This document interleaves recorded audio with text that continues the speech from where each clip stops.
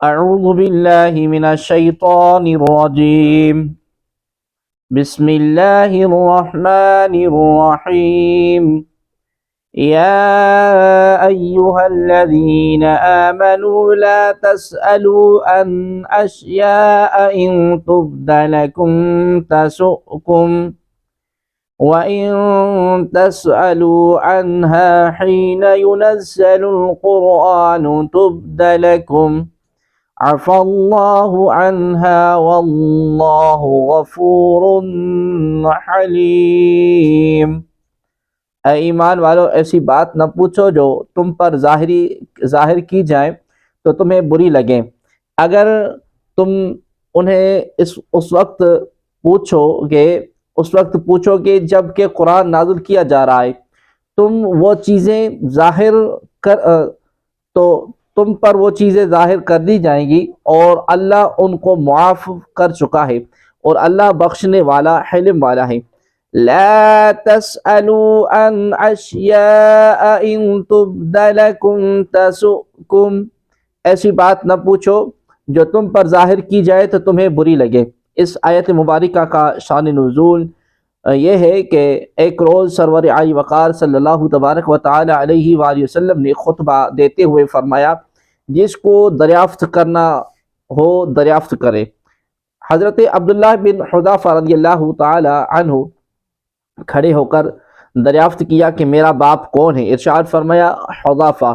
پھر فرمایا اور پوچھو، تو حضرت سیدنا عمر فاروق رضی اللہ تعالی عنہ نے اٹھ کر ایمان رسالت کا اقرار کر کے معذرت پیش کی۔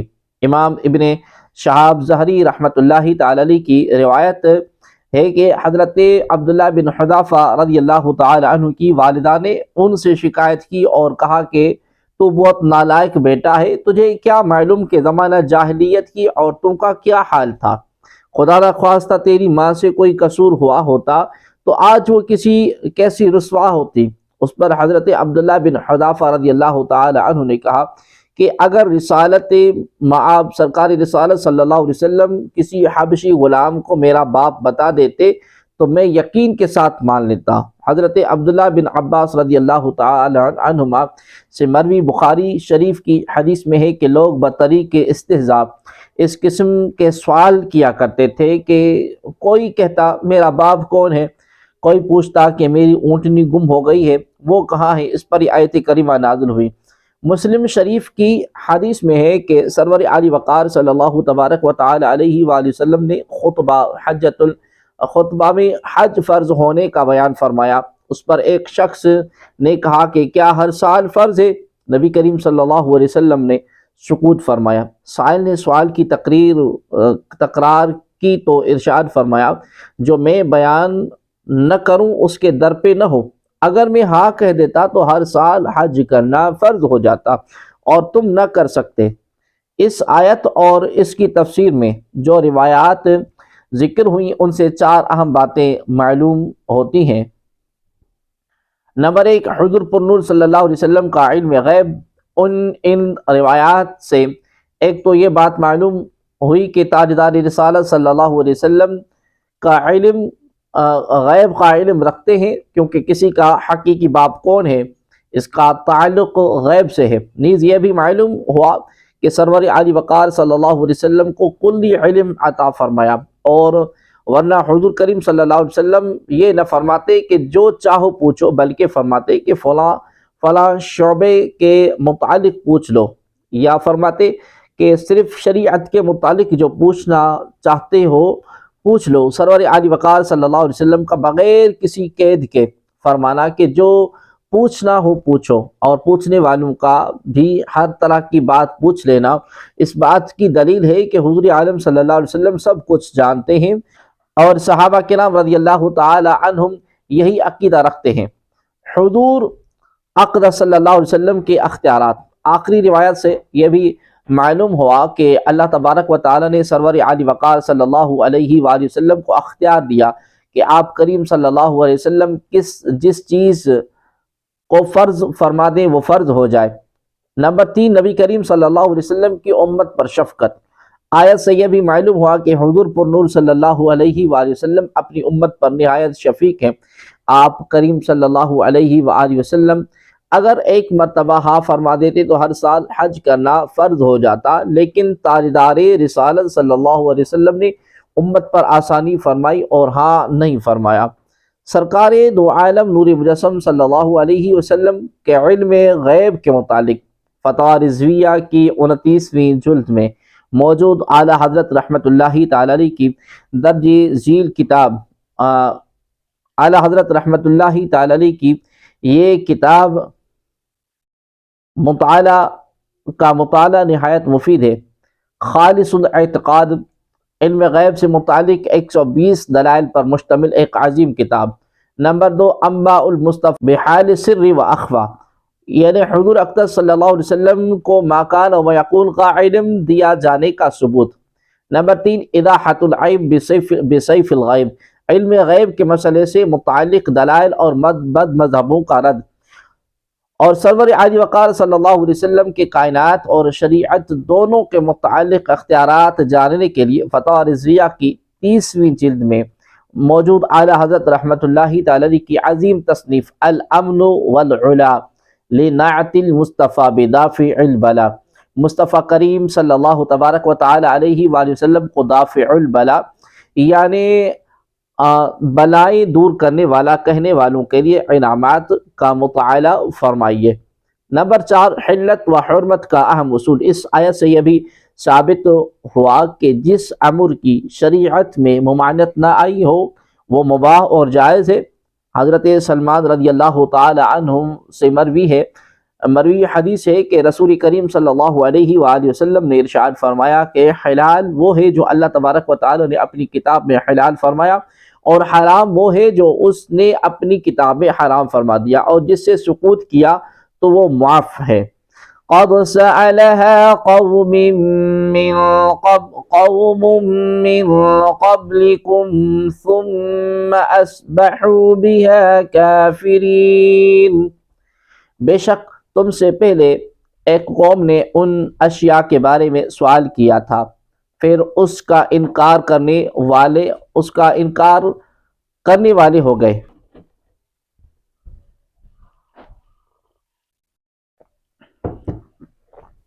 قد سألها قوم من قبلكم، بے شک تم سے پہلے ایک قوم نے ان اشیاء کے بارے میں سوال کیا تھا۔ مسلمانوں کو ایک حکم دینے کے بعد سابقہ امتوں کے واقعات سے سمجھایا کہ تم سے پہلی قوموں نے بھی اپنے انبیاء کرام علیہ السلام سے بے ضرورت سوال کیے، اور حضرت انبیاء کرام علیہ السلام نے احکام بیان فرما دیے تو وہ ان احکام کو بجا نہ لا سکے، تو تم سوالات کرنے ہی سے بچو، کیونکہ اگر تمہارے ہر سوال کا جواب دے دیا گیا تو ہو سکتا ہے کہ کسی سوال کا جواب تمہیں برا لگے۔ احادیث میں بے ضرور سوالات کرنے کی مذمت بیان کی گئی۔ اس سے متعلق 3 احادیث یہاں پر ہم عرض کرتے ہیں۔ نمبر 1، حضرت سعد بن ابی وقاص رضی اللہ تعالی عنہ سے روایت ہے کہ نبی کریم صلی اللہ علیہ وسلم نے ارشاد فرمایا، مسلمانوں میں سب سے بڑا مجرم وہ ہے جس نے ایسی چیز کے بارے میں سوال کیا جو حرام نہیں کی گئی تھی لیکن اس کے سوال کرنے کے باعث حرام کر دی گئی۔ حضرت ابو ثعلبہ خشنی رضی اللہ تعالی عنہ سے روایت ہے کہ نبی کریم صلی اللہ علیہ وسلم نے ارشاد فرمایا، اللہ تبارک و تعالی نے کچھ حد مقرر کی ہیں تو ان سے آگے نہ بڑھو، کچھ فرائض لازم فرمائے ہیں تو انہیں ضائع نہ کرو، کچھ چیزیں حرام کی ہیں تو ان کی حرمت نہ توڑ دو، اور تم پر رحمت فرماتے ہوئے کچھ چیزوں سے بغیر بھولے سکوت فرمایا ہے تو ان کے بارے میں بحث نہ کرو۔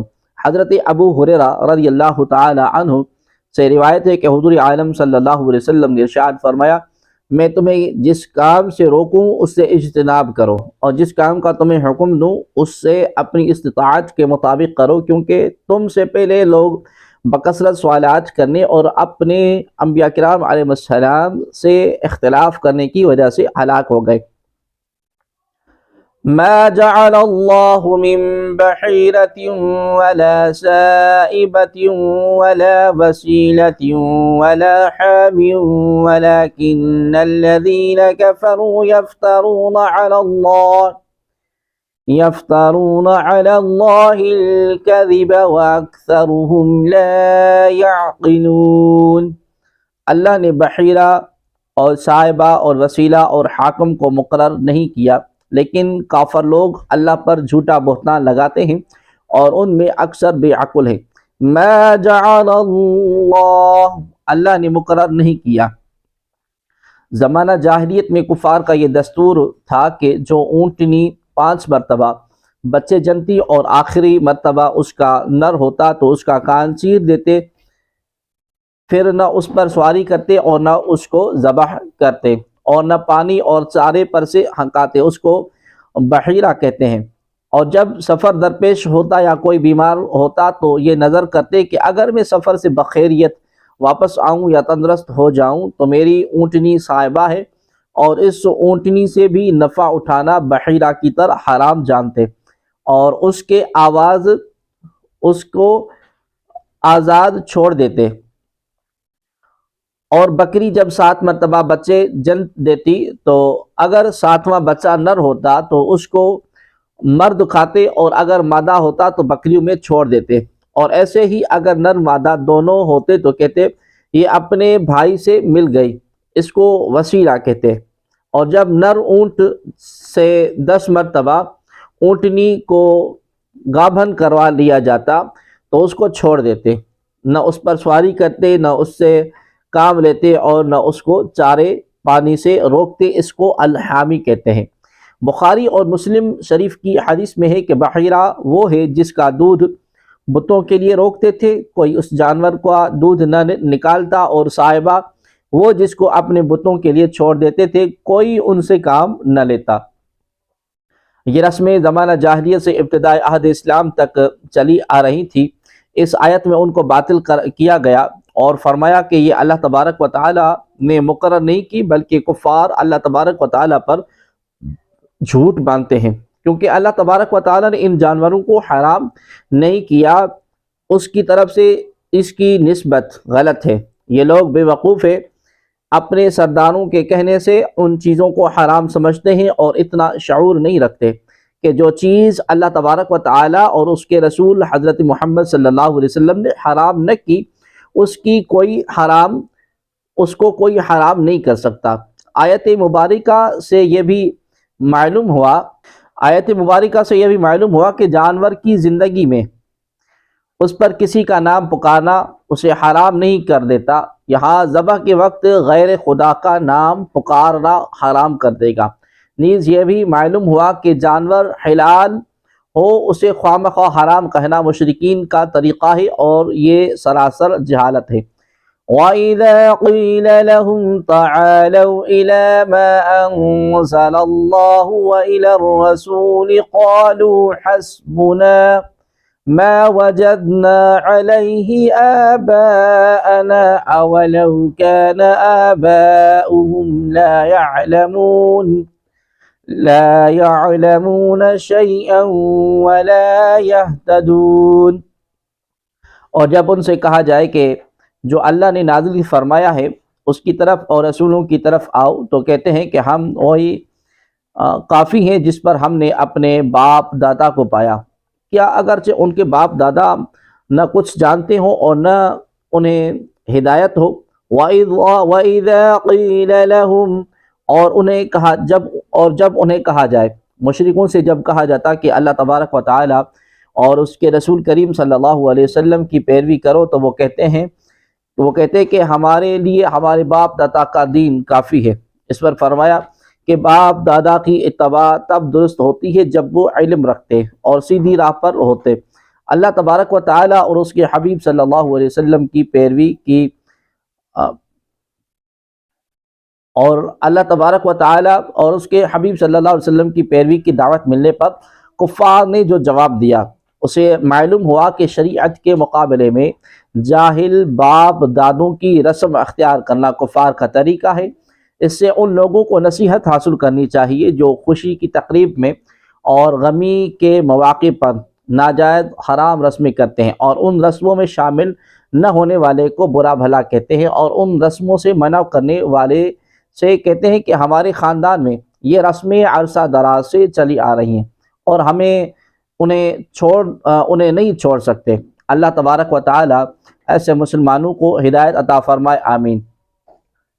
آیت کے آخری حصے سے معلوم ہوا کہ اللہ تبارک و تعالی کے نیک بندوں کی اتباع اور ان کی پیروی کرنی ضروری ہے۔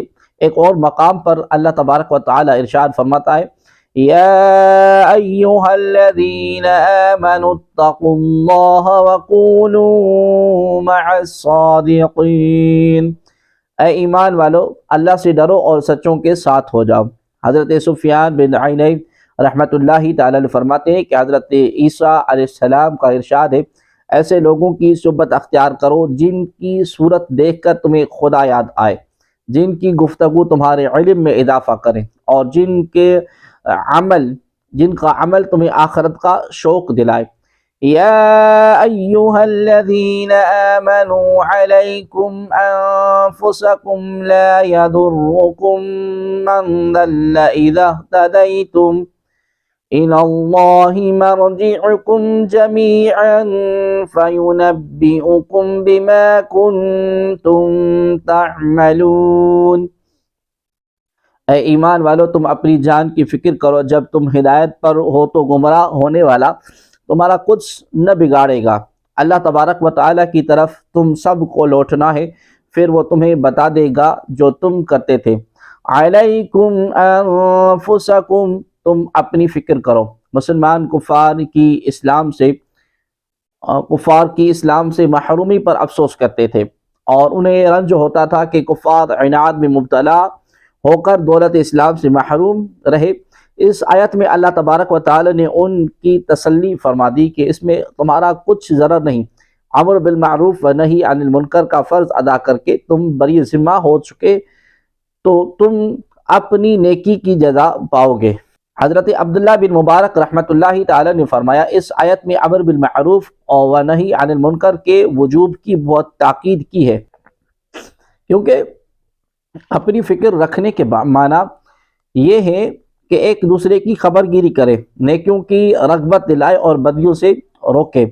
اور مفتی احمد یار خان نعیمی رحمۃ اللہ تعالی نے کتنی پیاری بات ارشاد فرمائی، جس کا خلاصہ ہے کہ تم اپنی فکر کرو، یعنی عقائد درست کر کے نیک اعمال کر کے اپنی فکر کرو۔ اعمال میں تبلیغ میں شامل ہے، لہذا یہ جو قدرت کے باوجود تبلیغ نہ کرے وہ راہ پر ہی نہیں۔ یہاں نیکی کا حکم دینے سے منع کرنے کا ذکر ہوا، اس کی مناسبت سے ہم یہاں نیکی کا حکم دینے اور برائی سے منع کرنے کے بارے میں 3 احادیث ذکر کرتے ہیں۔ حضرت سیدنا ابو بکر صدیق رضی اللہ تعالی عنہ نے فرمایا، اے لوگو تم یہ آیت پڑھو، تم یہ آیت پڑھتے ہو، یا ایھا الذین آمنوا علیکم انفسکم لا یضرکم من ضل اذا اہتدیتم، اور میں نے رسول صلی اللہ علیہ وسلم سے سنا ہے کہ جب لوگ ظالم کو ظلم کرتے دیکھیں اور اسے ظلم سے نہ روکیں تو قریب ہے کہ اللہ تبارک و تعالی ان سب کو عذاب مبتلا کرے۔ ایک اور مرتبہ آپ رضی اللہ تعالی عنہ نے فرمایا، اے لوگو تم اللہ تبارک و تعالی کے اس فرمان علیکم انفسکم کو پڑھ کر دھوکے میں مبتلا نہ ہو جانا کہ تم میں سے کوئی کہنے لگے کہ میں تو بس اپنی جان کی فکر کروں گا۔ اللہ تبارک و تعالی کی قسم تم ضرور نیکی کا حکم دو گے اور برائی سے منع کرو گے، اور تم پر تمہارے شرعی لوگ حکمران بن جائیں گے کہ تمہیں بڑی سخت تکلیف پہنچائیں گے، پھر تمہارے نیک لوگ بھی دعا کریں گے، ان کی دعا قبول نہ کی جائے گی۔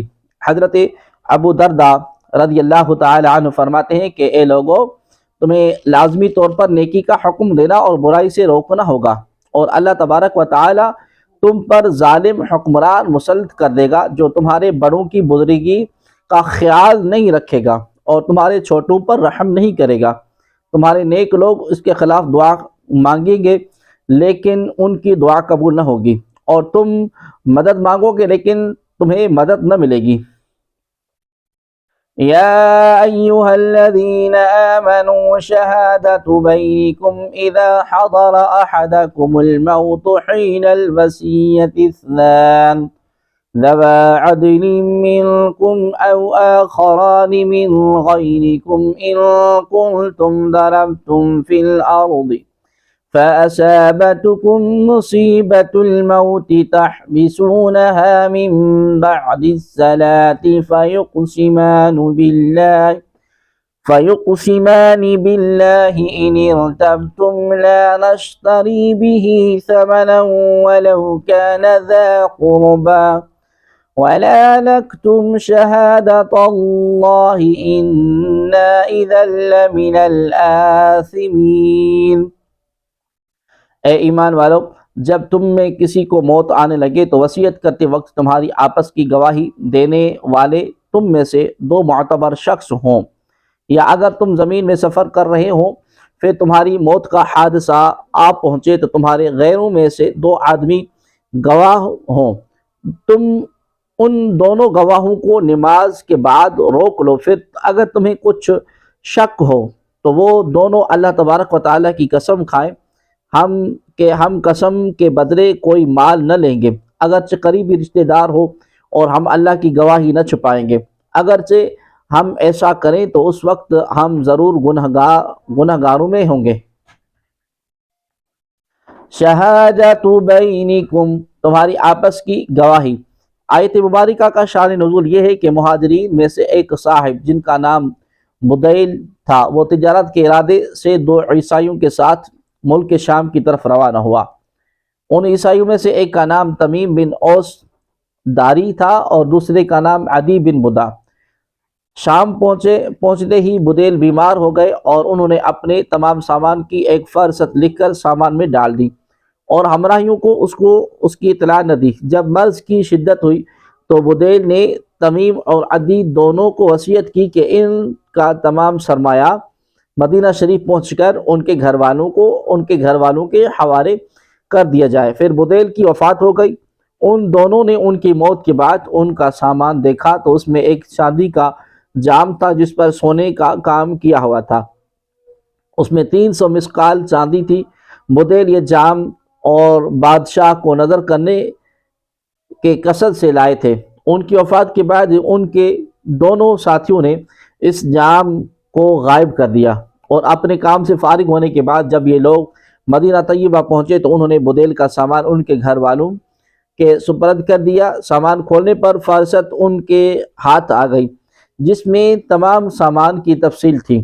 سامان کو اس فہرست کے مطابق کیا لیکن جام نہ ملا۔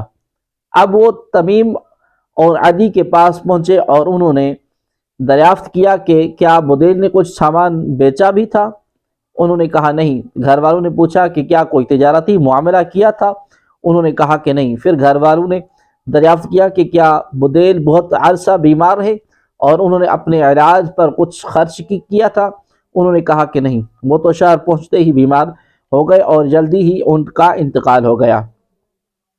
اس پر ان لوگوں نے کہا کہ ان کے سامان میں ایک فہرست ملی ہے، اس میں چاندی کا ایک جام سونے سے منقش کیا ہوا جس میں 300 مسقال چاندی ہے، یہ بھی لکھا ہے کہ لیکن وہ موجود نہیں۔ تمیم اور عدی نے کہا کہ ہمیں نہیں معلوم، ہمیں تو جو وصیت کی تھی اس کے مطابق سامان ہم نے تمہیں دے دیا، جام کی ہمیں خبر نہیں ہے۔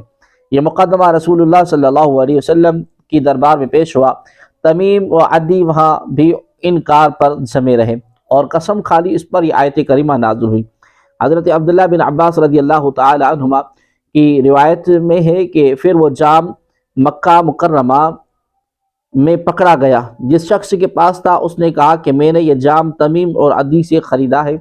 جام کے مالک کے گھر والوں میں سے دو شخصوں نے کھڑے ہو کر قسم کھائی کہ ہماری شہادت ان کی شہادت سے زیادہ قبول کی جانے کی مستحق ہے، یہ جام ہمارے فوت ہونے والے شخص کا ہے۔ اس بارے میں یہ آیت کریمہ نازل ہوئی۔ آیت میں یہ حکم فرمایا گیا کہ جب تم سے کسی کی موت کا وقت قریب آئے اور زندگی کی امید نہ رہے، موت کے آثار و علامات ظاہر ہوں تو اپنوں میں سے دو آدمی کو وصیت کا گواہ بنا لو، اور سفر وغیرہ میں ہو اور اپنے آدمی یعنی مسلمان نہ ملے تو غیر مسلموں کو گواہ بنا لو۔ تحبسونہما من بعد الصلاۃ، تم ان دونوں گواہوں کو نماز کے بعد روک لو۔ اس سے پہلی وصیت پر گواہ بنانے کا طریقہ بتایا گیا۔ قرائن اور علامات کی روشنی میں گواہی میں جھوٹ کا عنصر نمایاں ہوتا نظر آئے تو اس صورت میں گواہی لینے کا طریقہ بتایا گیا۔ جب میت کے ورثاء کو وصیت کی گواہی میں شک گزرے تو وہ عصر کی نماز کے بعد گواہوں سے اس طرح گواہی لے، دونوں گواہ یہ اقرار کرتے ہوئے اللہ تبارک و تعالیٰ کی قسم کھائیں کہ ہم گواہی کے بدلے کسی سے کوئی مال نہ لیں گے، اگرچہ قریب رشتہ دار ہی کیوں نہ ہوں، اور نہ ہم گواہی چھپائیں گے یعنی جھوٹی قسم نہ کھائیں گے، اور نہ کسی کی خاطر ایسا کریں گے۔ اگر ہم ایسا کریں تو اس وقت ہم ضرور گنہگاروں میں سے ہوں گے۔ آیت میں نماز سے مراد عصر کی نماز ہے۔ سب لوگ چاہے ان کا تعلق کسی بھی دین اور مذہب سے ہو اس وقت کی تعظیم کرتے تھے اور اس وقت میں جھوٹی قسم کھانے سے بچتے تھے۔ فَإِنْ عُثِرَ عَلَىٰ أَنَّهُمَا اسْتَحَقَّا إِثْمًا فَآخَرَانِ يَقُومَانِ مَقَامَهُمَا مِنَ الَّذِينَ اسْتَحَقَّ عَلَيْهِمُ الْأَوْلَيَانِ فَيُقْسِمَانِ بِاللَّهِ لَشَهَادَتُنَا أَحَقُّ مِنْ شَهَادَتِهِمَا وَمَا اعْتَدَيْنَا إِنَّا إِذًا لَمِنَ الظَّالِمِينَ۔ پھر اگر اس بات پر اطلاع ملے کہ وہ دونوں گواہ گواہی میں جھوٹ بول کر کسی گناہ کے مستحق ہوئے ہیں تو ان کی جگہ ان لوگوں میں سے جن کا حق دبایا گیا میت کی زیادہ قریبی دو آدمی قسم کھانے کے لیے کھڑے ہو جائیں، پھر وہ اللہ تبارک و تعالیٰ کی قسم کھائیں کہ ہماری گواہی یعنی ہماری قسم ان کی گواہی سے زیادہ درست ہے اور ہم حد سے نہیں بڑھے، اور اگر ایسا کرے تو اس وقت ہم ظالموں میں ہوں گے۔ فَإِنْ عُثِرَ عَلَىٰ أَنَّهُمَا اسْتَحَقَّا إِثْمًا، پھر اگر پتہ چلے کہ وہ کسی گناہ کی سزاوار ہوئے، وصیت کے گواہوں کا جھوٹ ثابت ہو جائے، جیسا کہ یہاں تمیم اور عدی کا جھوٹ ثابت ہوا کہ یہ پیالہ مکہ معظمہ میں پکڑا گیا، تو اس صورت میں یہ حکم یہ ہے کہ میت کے وارثوں میں سے دو آدمی قسم کھا کر کہیں کہ یہ دونوں امین جھوٹے ہیں، ہماری گواہی یعنی قسم ان دونوں کی گواہی سے زیادہ درست ہے اور ہم حد سے نہیں بڑھے۔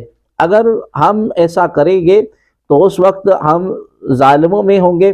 چنانچہ بدیل کا واقعہ میں جب ان کے دونوں ہمراہیوں کی خیانت ظاہر ہوئی تو بدیل کے ورثاء میں سے دو شخص کھڑے ہوئے اور انہوں نے قسم کھائی کہ یہ جام ہمارے مورث کا ہے اور ہماری گواہی ان دونوں کی گواہی سے زیادہ ٹھیک ہے۔ اس کے بعد پیالے کا فیصلہ ان کے حق میں کر دیا گیا۔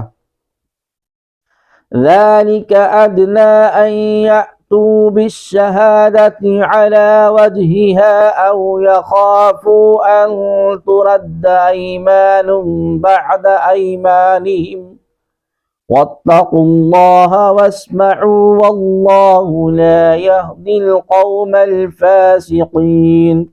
یہ اس کے نزدیک قریب ہے کہ وہ گواہ صحیح طریقے سے گواہی ادا کرے، یا وہ اس بات سے ڈرے کہ ان کی قسموں کے بعد قسموں کو ورثاء کی طرف لوٹا دیا جائے گا، اور اللہ سے ڈرو اور حکم سنو، اللہ نافرمانوں کو ہدایت نہیں دیتا۔ ذَلِكَ أَدْنَىٰ، یہ قریب تر ہے۔ عدی اور تمیم کے واقعہ میں گواہی اور قسم کا جو قانون بیان ہوا، یعنی جن کے خلاف دعویٰ دائر کیا گیا، قسم کھانے کے بعد ان کا جھوٹ ثابت ہو جائے تو اب میت کے ورثاء میں دو شخص قسمیں کھائیں۔ اس کی حکمت بتائی جا رہی ہے کہ لوگ اس واقعے سے عبرت پکڑیں اور شہادت میں راہ حق اور ثواب نہ چھوڑیں، اور اس بات سے ڈرتے رہیں کہ جھوٹی گواہی کا انجام شرمندگی اور رسوائی کے سوا کچھ نہیں۔ فی زمانہ لوگوں کی حالت اتنی ابتر ہو چکی ہے کہ ان کے نزدیک جھوٹی قسم کھانا، جھوٹی گواہی دینا، جھوٹے مقدمات میں پھنسوا کر اپنے مسلمان بھائی کی عزت تار تار کر دینا، لوہے کی سنگین سلاخوں کے پیچھے لاچار کی زندگی گزارنے پر مجبور کر دینا، اپنے مسلمان بھائی کا ناحق مال ہڑپ کرنا گویا کہ جرائم کی فہرست میں داخل ہی نہیں۔ اس دنیا کی فانی زندگی کو حرف آخر سمجھ بیٹھنا عقل مندی نہیں، نادانی اور بے وقوفی کی انتہا ہے۔ انہیں چاہیے کہ ان قرآنی آیات اور ان احادیث کو بغور پڑھ کر عبرت حاصل کریں۔ حضرت عبداللہ بن عباس رضی اللہ تعالی عنہما سے روایت ہے کہ سرور علی وقار صلی اللہ علیہ وسلم نے ارشاد فرمایا، جس نے جھوٹی قسم پر حلف اٹھایا تاکہ اس کے ذریعے اپنے مسلمان بھائی کا مال ہڑپ کر لے، تو وہ اللہ تبارک و تعالی سے اس حال میں ملے گا کہ اللہ تبارک و تعالی اس پر سخت ناراض ہوگا۔ حضرت عبداللہ بن عمر رضی اللہ تعالی عنہما سے روایت ہے کہ رسول اللہ صلی اللہ علیہ وسلم نے ارشاد فرمایا، جھوٹے گواہ کے قدم ہٹنے بھی نہ پائیں گے، اللہ تبارک و تعالی اس کے لیے جہنم واجب کر دے گا۔ حضرت عبداللہ بن عباس رضی اللہ تعالی عنہما سے روایت ہے کہ نبی کریم صلی اللہ علیہ وسلم نے ارشاد فرمایا، جس نے ایسی گواہی دی جس سے کسی مسلمان مرد کا مال ہلاک ہو جائے یا کسی کا خون بہایا جائے تو اس نے اپنے اوپر جہنم کو واجب کر دیا۔